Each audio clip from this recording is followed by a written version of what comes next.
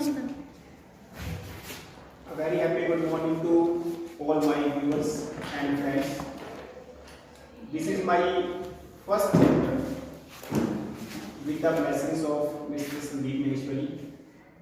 तो मैं यहाँ पर अपने YouTube चैनल के माध्यम से जो हम आज का फर्स्ट लेसन करेंगे वो है कंज्यूमर प्रोटेक्शन एक्ट 1986। इसको हिंदी में कहा जाता है उपभोक्ता संरक्षण अधिनियम 1986। जैसा कि हमें सभी को पता है कि इंडिया में बहुत सारे एक्ट्स बने हुए हैं, जो हमारी गवर्नमेंट है बहुत सारे एक्ट्स बनाती है हमारे वेलफेयर के लिए, सोसाइटी के वेलफेयर के लिए। किसी भी पर्सन के साथ किसी तरह की एक्सप्लॉयटेशन ना हो, उसको जस्टिस मिल सके, इसके लिए बहुत सारे एक्ट्स बनाए जाते हैं। तो उसी कड़ी में एक एक्ट है, इम्पोर्टेंट एक्ट है, जो हम हर एक से जो है वो रिलेटेड है। उसको कहा जाता है कंज्यूमर प्रोटेक्शन एक्ट 1986। जैसा कि इसके नाम से कन्फर्म हो रहा है, कंज्यूमर जो वस्तु को यूज करेगा, जो गुड्स को परचेज करेगा, उसको यूज करेगा, उसको यूटिलाइज करेगा, जो लास्ट कंज्यूमर है जिसने उस चीज को यूटिलाइज किया है, यूज किया है, दैट इज द कंज्यूमर, उपभोक्ता। और फिर आता है वर्ड हमारे पास प्रोटेक्शन। प्रोटेक्शन मीन्स प्रोटेक्ट करना, किसी को बचाना। क्लियर एक्ट मीन्स कानून। तो कंज्यूमर प्रोटेक्शन एक्ट, जैसा कि आप यहाँ पे देख सकते हो स्क्रीन पे, कंज्यूमर प्रोटेक्शन एक्ट 1986।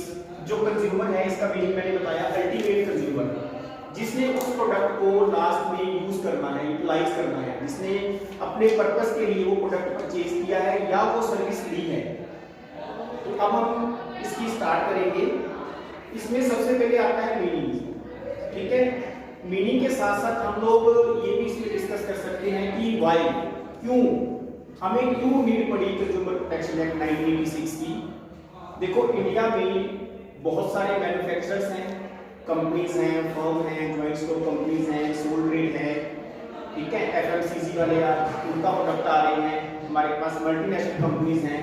तो इंडिया में बहुत सारे ऐसे यूनिट्स हैं जो प्रोडक्शन का काम कर रहे हैं, और उसके साथ बहुत सारे ऐसे भी हैं जो हमें सर्विसेज प्रोवाइड करवा रहे हैं। फॉर एग्जांपल डॉक्टर है, एडवोकेट है, सीए है, तो वो अपनी सर्विसेज प्रोवाइड करवा रहे हैं।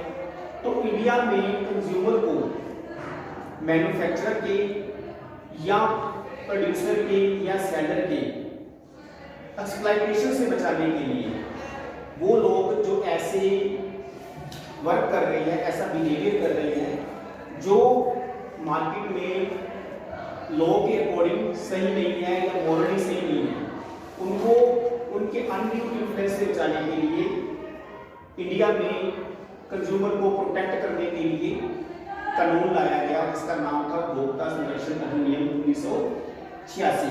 क्योंकि इंडिया में क्या है कि मैन्युफैक्चरर है, प्रोड्यूसर है, तो ये कोई कंपल्सरी नहीं है कि सारे जो मैन्युफैक्चरर या प्रोड्यूसर्स जो हैं वो अनफेयर प्रैक्टिस को यूज करते हैं, अडॉप्ट करते हैं।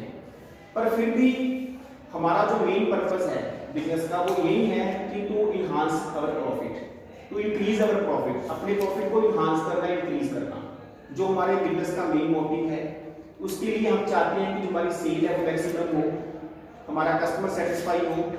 पर कुछ बीच में प्रोड्यूसर ऐसे भी आते हैं जो कुछ इमोरल एक्टिविटीज करते हैं। फॉर एग्जांपल, वो ऐसे कौन से काम करते हैं जिसके लिए हमें ये एक्ट लाना पड़ा, हमारी गवर्नमेंट को ये इंडिया में एक्ट लाना पड़ा। फर्स्ट है, इसके अंदर उपभोक्ता वस्तुओं में मिलावट करना, अडल्ट्रेशन।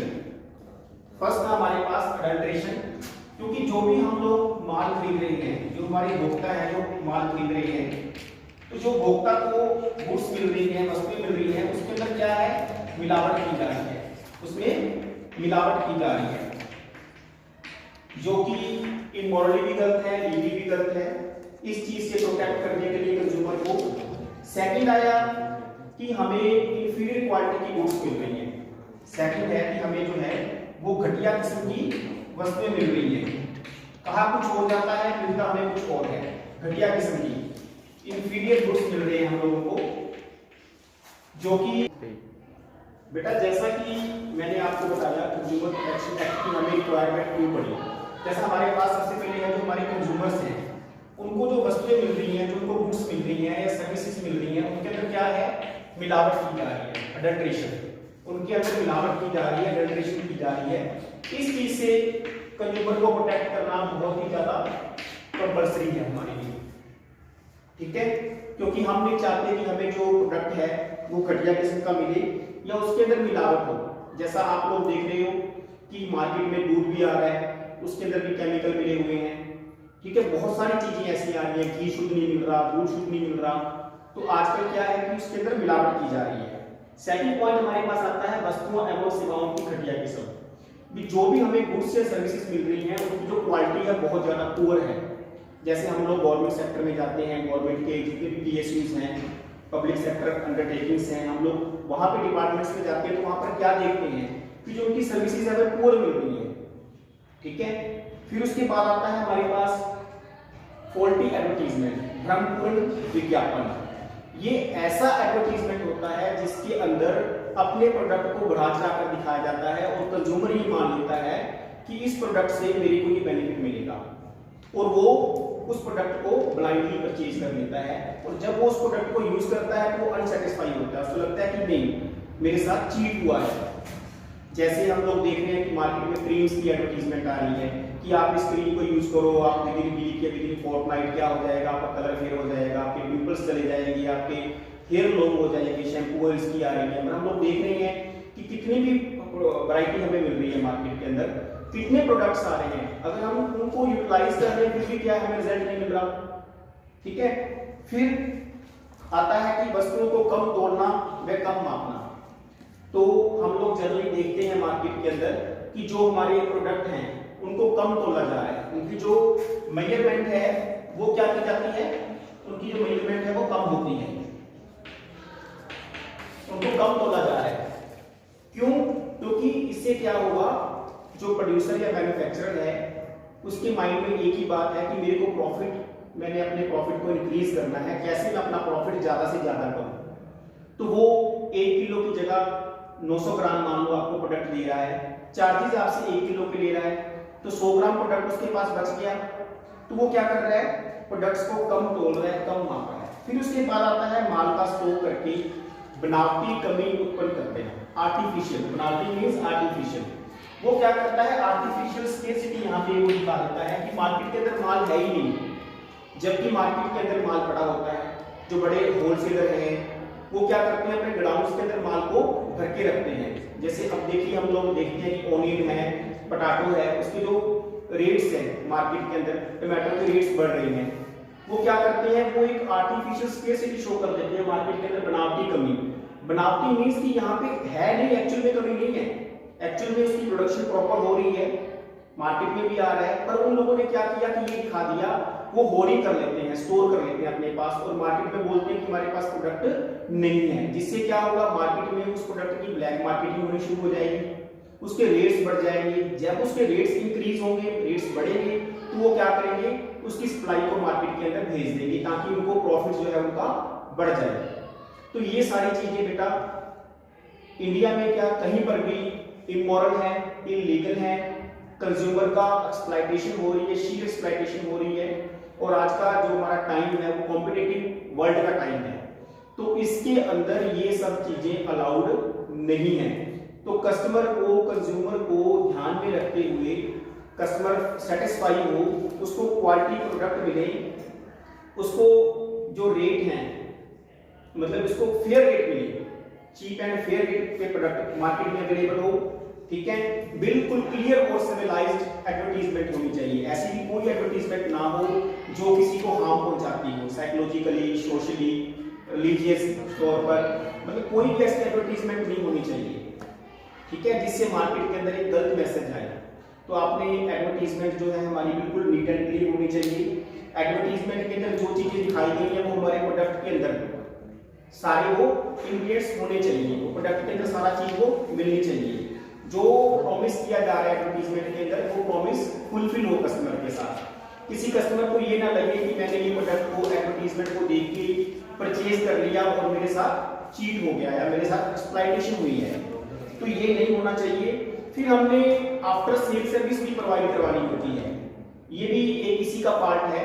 जैसे फॉर एग्जांपल मान लो आपने एक वॉशिंग मशीन परचेज कर ली, तो उसका गारंटी वारंटी पीरियड है। आफ्टर सेल सर्विस उसमें कोई प्रॉब्लम आती है तो अगर गारंटी में है तो वो प्रोडक्ट को रिप्लेस करवाना उसके टर्म्स एंड कंडीशन के अकॉर्डिंग, या उसको रिफंड दिलवाना। अगर कस्टमर सेटिस्फाई नहीं है, वारंटी के अंदर है तो उसकी रिपेयर करवा के देना, ठीक है, उसको रिप्लेस करवा सकते हो, रिपेयर करवा सकते हो, जो भी आपकी टर्म्स एंड कंडीशन में मेंशन है।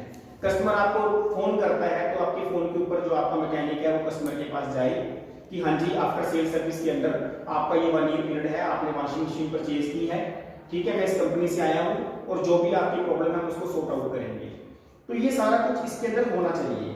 तो ये नहीं हो रहा, इसके लिए गवर्नमेंट को कंज्यूमर प्रोटेक्शन एक्ट 1986 इंडिया में लाना पड़ा।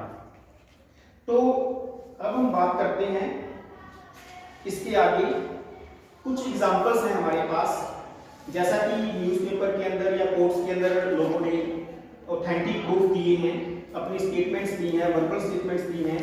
जैसे सनफ्लावर ऑयल आता है मार्केट के अंदर, हम यहाँ पे किसी ब्रांड का नाम नहीं लेंगे, हम सिंपल एक एग्जांपल के तौर पर बात करते हैं कि मार्केट के अंदर सनफ्लावर ऑयल मिलता है। तो एक मैन्युफैक्चरर ने एक नेशनल न्यूज़पेपर के अंदर ये एडवर्टीजमेंट में बोल दिया कि उनका सनफ्लावर ऑयल के अंदर विटामिन्स हैं, मिनरल्स हैं, प्रोटीन्स हैं, ये रिच है इन तीनों चीजों से। मतलब जब इसको लैब के अंदर चेक किया गया तो ये सभी दावे झूठे पाए गए। इस सनफ्लावर ऑयल के अंदर ना तो विटामिन्स मिले लैब के अंदर, ना मिनरल्स मिले, ना प्रोटीन्स मिले।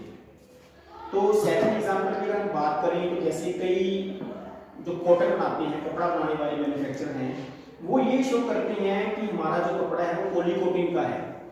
पॉली का मीनिंग होता है पॉलीनोसिक, ठीक है, पर वो क्या यूज करते हैं इसके अंदर, पॉलिएस्टर यूज करते हैं। जो पॉलीनोसिक है वो पॉलिएस्टर से सस्ता होता है, ठीक है। तो कंज्यूमर को इस बात के बारे में कोई अवेयरनेस ही नहीं है। फिर जैसे इंस्टेंट नूडल्स आती है हमारे पास कि नूडल्स जो है हाथों हाथ बन जाएंगे, इंस्टेंट नूडल्स, तो उसमें क्या हो जाता है कि उसके टैग के ऊपर प्रिंटेड है क्वांटिटी 100 ग्राम, पर अगर आप उसका वेट किया गया तो उसकी क्वांटिटी निकली 80 ग्राम। तो ये एक लो मेजरमेंट की एग्जांपल थी, कम तोलने की एग्जांपल थी। फिर आता है अगर एक पर्सन, एक पेशेंट था, अगर हम सर्विस की बात करें, वो सिविल हॉस्पिटल में चला गया तो सरकारी अस्पताल में उसने जाके बताया कि मेरे को अपेंडिक्स का पेन हो रहा है। तो डॉक्टर ने क्या किया, केयरलेसनेसली, लापरवाही से अपेंडिक्स की जगह उस लेडी का गॉल ब्लैडर रिमूव कर दिया, जिसको हम पिट्टा बोलते हैं पंजाबी में, उसको रिमूव कर दिया। उससे क्या हुआ, उस लेडी की डेथ हो गई। तो हमारे सामने बहुत सारी ऐसी एग्जांपल्स आ रही हैं। तो अगर हम बात करें कि कंज्यूमर प्रोटेक्शन की इंपॉर्टेंस क्यों है, देखिए मार्केट के अंदर हमें पता है कि जो कंज्यूमर है वो किंग है। अगर हम मार्केट में से कंज्यूमर को निकाल दें तो क्या बच जाएगा, कंज्यूमर मार्केट क्या हो जाएगी, जीरो। मार्केट तभी है जब कंज्यूमर है। हमारा प्रोडक्ट मार्केट के अंदर हम तभी बनाएंगे जब वो हमारा प्रोडक्ट सेल होगा। हमें पता है कि इस प्रोडक्ट की डिमांड होगी या ये प्रोडक्ट कंज्यूमर को सेटिस्फाई कर पाएगा, तभी लोग उस प्रोडक्ट की मैन्युफैक्चरिंग करेंगे। तो मार्केट में जो कंज्यूमर है वो किंग है। अगर हम कंज्यूमर को हटा देंगे तो मार्केट हमारी जीरो हो जाएगी। तो उस किंग के साथ एक्सप्लॉइटेशन नहीं होना चाहिए, किसी भी लेवल के ऊपर एक्सप्लॉइटेशन नहीं होना चाहिए। अगर हम बात करें तो from consumers point of view, उपभोक्ता के दृष्टिकोण से बात करें तो फर्स्ट पॉइंट आता है हमारे पास कंज्यूमर इग्नोरेंस, कि जो हमारे कंज्यूमर हैं उनकी अनदेखी की जाती है क्योंकि उनको नॉलेज नहीं है। बहुत सारे इंडिया के अंदर ऐसे पीपल हैं जो इलिटरेट हैं, बहुत सारे ऐसे लोग हैं जिनको टेक्निकल वर्ड्स नहीं पता, बहुत सारे ऐसे लोग हैं जिनको एजुकेटेड तो है पर उस फील्ड की नॉलेज नहीं होती, और बहुत सारे लोग फेथफुल में सेंसिटिव होकर ब्लाइंडली उस प्रोडक्ट को परचेज कर लेते हैं। जैसे हम एक शॉप पे गए कि हमें ये मेडिसिन चाहिए, उसने मेडिसिन दे दी, तो हम लोग उसके अंदर कुछ भी चेक नहीं करते कि इसकी एक्सपायरी डेट कब है, क्या ये प्रोडक्ट एक्सपायर तो नहीं हो गया, हम वो प्रोडक्ट परचेज करते हैं और यूज कर लेते हैं। बाद में पता लगता है कि हमने प्रोडक्ट को यूटिलाइज तो कर लिया, ठीक है, हमारी बॉडी के ऊपर सिम्टम आने शुरू हो जाते हैं। क्यों? क्योंकि वो टेबलेट क्या थी, एक्सपायर थी। उसने हमें बेनिफिट की बजाय क्या कर दिया, लॉस देना शुरू कर दिया। तो कंज्यूमर की अनदेखी की जाती है क्योंकि मार्केट के अंदर एक ये भी बहुत बड़ा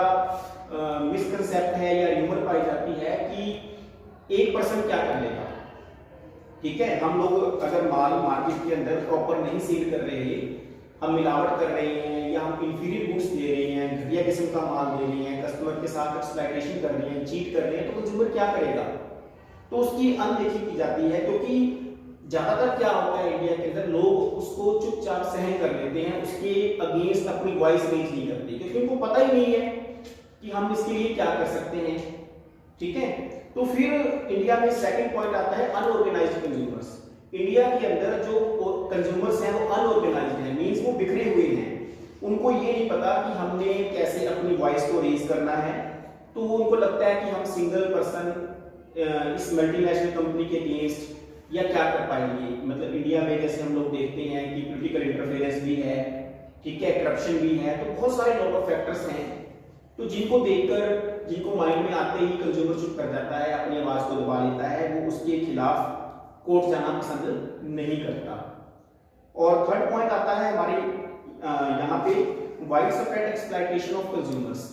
जो हमारे कंज्यूमर हैं उनकी बहुत बड़े लेवल के ऊपर एक्सप्लॉइटेशन हो रही है। जैसा कि हमने ये 5 पॉइंट्स किए, जो प्रोडक्ट है वो मिलावट वाला मिल रहा है, हमें इंफीरियर क्वालिटी की गुड्स मिल रही हैं, फॉल्टी एडवर्टीजमेंट दिखाकर हमें मोटिवेट किया जाता है कि आप इस प्रोडक्ट को परचेज करो। ठीक है, उसकी कम मेजरमेंट की जाती है और प्रोडक्ट को होल्डिंग करके, स्टोर करके उसकी क्या किया जाता है, उसको बनावटी कमी दिखाई जाती है। फिर अगर हम बात करें from the point of view of business, तो बिजनेस के पॉइंट ऑफ व्यू से भी बेटा इस एक्ट का बहुत बड़ा इंपॉर्टेंस है। फर्स्ट है long term interest of business. अगर आप चाहते हो कि आपका बिजनेस लॉन्ग टर्म तक सर्वाइव करे, तो उसके लिए आपकी मार्केटिंग स्ट्रेटजी ऐसी होनी चाहिए जो कस्टमर को मैक्सिमम सेटिस्फाई करवाए, जिससे कस्टमर को मैक्सिमम सेटिस्फेक्शन मिले। तो ये बहुत एक हमारे लिए कंपल्सरी है, क्योंकि अगर कस्टमर सेटिस्फाई है तो वो बार बार अगेन एंड अगेन रिपीटली क्या होगा, वो हमारे प्रोडक्ट को परचेज करेगा और साथ में वो हमारी पब्लिसिटी भी करेगा, अपने रिलेटिव्स को, अपने नोन्स को, अपने फ्रेंड सर्कल को बोलेगा कि यार मैं इस कंपनी का प्रोडक्ट यूज करता हूँ, इससे मेरे को सेटिस्फेक्शन मिलती है, इनका रेट भी बिल्कुल जो है फेयर है, क्वालिटी प्रोडक्ट है, ब्रांडेड प्रोडक्ट है, इसलिए अवेलेबल है, किसी तरह की चीट नहीं होती।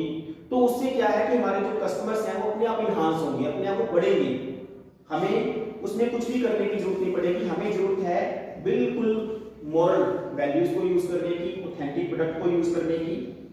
फिर उसके बाद आता है बिजनेस यूजेस सोसाइटी रिसोर्सेज। जैसा कि हमें पता है कोई भी बिजनेस है वो मार्केट के अंदर तभी फलता फूलता है जब उसके अंदर सारा कुछ अवेलेबल हो। फॉर एग्जाम्पल अगर हम बात करें, हमारा बिजनेस यूनिट कहाँ पे लगा है? सोसाइटी में। हमारी लेबर है, मैन पावर है, वो कहाँ से आ रही है? सोसाइटी से। जो हमारी फैक्ट्री में काम करने वाले हैं वो भी इसी सोसाइटी के हैं। इसी सोसाइटी से, इसी नेचर से हम लोग रॉ मटेरियल ले रहे हैं, इसी सोसाइटी को हम लोग प्रोडक्ट बनाकर सेल कर रहे हैं। ठीक है, इसी सोसाइटी से हम लोग प्रॉफिट अर्न कर रहे हैं, इसी सोसाइटी से हमने मशीनरी परचेज की है, इसी सोसाइटी के लोगों ने सेविंग की, वो सेविंग बैंक से या फाइनेंशियल इंस्टीट्यूशंस में गई, वहां से हमें लोन मिला, तभी हमने अपनी फैक्ट्री को, अपने बिजनेस को रन कर पाए। ठीक है, अगर हम कोई लैंड रेंट पे ले रहे हैं तो वो लैंड भी किसकी है? लोगों की है। वो लोग भी क्या है? मैन हमें पता है एक सोशल एनिमल है।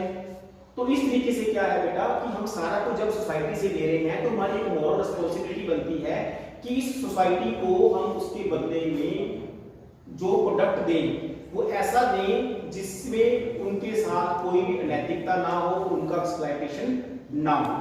फिर सोशल रिस्पांसिबिलिटी, हमारे बिजनेस की एक सोशल रिस्पांसिबिलिटी भी बनती है कि जो हमारे कंज्यूमर्स हैं, जो हमारे कस्टमर हैं, जो हमारे सप्लायर हैं, हमारे कॉम्पिटिटर हैं, हमारी गवर्नमेंट है, कि ये सारे सेटिस्फाई कैसे होंगे? अगर आप बिल्कुल सही प्रॉपर तरीके से काम करोगे, अपने अकाउंट सही रखोगे, टैक्स की चोरी ना करोगे, तो गवर्नमेंट सेटिस्फाई होगी। मेंशन है उससे ज्यादा हम लोग उसका प्राइस चार्ज कर रहे हैं। फॉर एग्जांपल एक बुक के ऊपर 150 रुपीज प्राइस मेंशन है एमआरपी, और हम कस्टमर से 200 रुपीज चार्ज कर रहे हैं। और फिर कंपलसरी ये भी है supply of hazard goods. Hazard goods होते हैं जोखिमपूर्ण वस्तुएं, जैसे इलेक्ट्रिसिटी गुड्स हैं, कुकर हैं, ठीक है, कुकिंग गैस हैं। तो इन सब को यूज करने से पहले हमें इनके बारे में नॉलेज होनी चाहिए। ठीक है। अब फॉर एग्जांपल इलेक्ट्रिसिटी का हम कोई प्रोडक्ट ले आए, हमें उसने सेफ्टी के बारे में नहीं बताया और उससे हमें करंट लग गया और हमारा कोई भी लॉस हो सकता है, मिसहैपनिंग हो सकती है। तो इंडिया में मैंने बताया आपको 3 टियर जुडिशियल मशीनरी बनी हुई है। कंप्लेंट डिस्पोजल पीरियड जो है वो जनरली 3 मंथ्स के अंदर कंप्लेंट जो है वो आपकी सॉर्ट आउट हो जाएगी। अगर मान लो कोई प्रोडक्ट आपका ऐसा है जिसके अगेंस्ट आप कंप्लेंट कर रहे हो या सर्विस के अगेंस्ट आप कंप्लेंट कर रहे हो, उसमें वो टेस्ट करवाने की जरूरत है, तो उसकी मैक्सिमम टाइम पीरियड है 5 मंथ्स। इसके अंदर जो आपकी कंप्लेंट है वो डिस्पोज हो जाएगी। तो कंप्लेंट कौन कर सकता है? एक कंज्यूमर भी कंप्लेंट कर सकता है, सेंट्रल गवर्नमेंट कर सकती है, स्टेट गवर्नमेंट कर सकती है, एक से ज्यादा कंज्यूमर मिलकर कर सकते हैं, या कोई रिकॉग्नाइज्ड कंज्यूमर एसोसिएशन है वो भी कंज्यूमर के बिहाफ पर, जो उसका मेंबर हो चाहे ना हो, उसके कंज्यूमर के बिहाफ के ऊपर वो भी कंप्लेंट को लिखवा सकती है। तो आप डिफेक्टिव गुड्स के लिए सेलर के अगेंस्ट कंप्लेंट कर सकते हो, मैन्युफैक्चरर के अगेंस्ट कंप्लेंट कर सकते हो, सर्विस प्रोवाइडर के अगेंस्ट कंप्लेंट कर सकते हो। अगर जो आपको सर्विसेज दी जा रही है वो इम्परफेक्ट है, उसके अंदर शॉर्ट कमिंग आ रही है, उसकी क्वालिटी अच्छी नहीं है, नेचर अच्छी नहीं है, मैनर ऑफ परफॉर्मेंस उसकी अच्छी नहीं है, या वो सर्विस इनएडिक्वेट है, या उस सर्विस के जो चार्जेस फिक्स किए गए हैं उससे ज्यादा चार्जेस दिए जा रहे हैं, तो आप इसके अगेंस्ट कंज्यूमर कोर्ट में जा सकते हो। जनरली कंज्यूमर कोर्ट में जाने के लिए कोई भी कोर्ट फीस नहीं होती। अगर किसी केस के अंदर कोई कोर्ट फीस डिसाइड की जाती है किसी एक्ट के द्वारा या गवर्नमेंट के द्वारा टाइम टू टाइम पर, तो वो आपको पे करनी पड़ेगी। फिलहाल जनरली ये देखा गया है कि कंज्यूमर कोर्ट के अंदर किसी भी कंज्यूमर की कोई भी कोर्ट फीस चार्ज नहीं की जाती। तो आपको रिलीफ क्या मिलेगा, रेमेडीज क्या मिलेगी कंज्यूमर को कोर्ट की तरफ से? या तो कोर्ट उस डिफेक्ट को रिमूव करवा देगा जिसके अगेंस्ट आपने कंप्लेंट की है, या उस गुड्स को रिप्लेस करवा दिया जाएगा, या आपके प्राइस को रिफंड करवा दिया जाएगा, या आपको कंपनसेशन मिल जाएगा, या जो डेफिशिएंसी पाई गई है सर्विसेज के अंदर वो दूर करवा दी जाएगी, और कोशिश ये की जाएगी कि आगे से वो डिसकंटिन्यू हो जाए। Unfair trade practice, restrictive trade practice जो 1000 गुड्स की सेल पर है उस पर रोक लगाई जाएगी, और मार्केट में से जो ऐसे गुड्स हैं जिनसे किसी के फ्यूचर के साथ, किसी की लाइफ के साथ कोई मिसहैपनिंग हो सकती है, उनको मार्केट में से हटा दिया जाएगा। और ये भी है कि जो पीड़ित पक्षकार है उसको बिल्कुल न्याय मिले, इसके लिए कोशिश की जाएगी। और इसमें 2-3 बातें और मैं कहना चाहूंगा लास्ट में। जो कंज्यूमर राइट्स हैं मिली हुई हैं हमें कुछ। फर्स्ट है राइट टू सेफ्टी। कंज्यूमर को ये राइट मिला हुआ है कि जो प्रोडक्ट को वो यूज कर रहा है, ठीक है, उसकी सेफ्टी कैसी होगी उसको चेक करना। जैसे आप मेडिसिन ले रहे हो तो उसकी एक्सपायरी डेट चेक करना, ठीक है, उसके अंदर क्या क्या इंग्रेडिएंट्स हैं, वो जेनेरिक है या ब्रांडेड है, या आप मान लो इलेक्ट्रिसिटी का प्रोडक्ट ले रहे हो, ठीक है, जैसे बिजली की प्रेस है, प्रेशर कुकर है, तो उनको आपने चेक कर सकते हो आप लोग कि ये मेरे लिए सेफ रहेगा, कोई हार्मफुल तो नहीं होगा। फिर आता है राइट टू बी इन्फॉर्म्ड। आपको इंफॉर्मेशन लेने का अधिकार है, आप उस दुकानदार से इंफॉर्मेशन ले सकते हो कि इसका मिक्सचर क्या है, इसका प्राइस क्या है, स्टैंडर्ड क्या है, ये कितने पावर की है, मैन्युफैक्चरिंग डेट क्या है, एक्सपायरी डेट क्या है, बैच नंबर क्या है, क्या इसका एमआरपी है, ठीक है। राइट टू चूज, आपको चूज करने का भी अधिकार दिया हुआ है इस एक्ट के अंदर।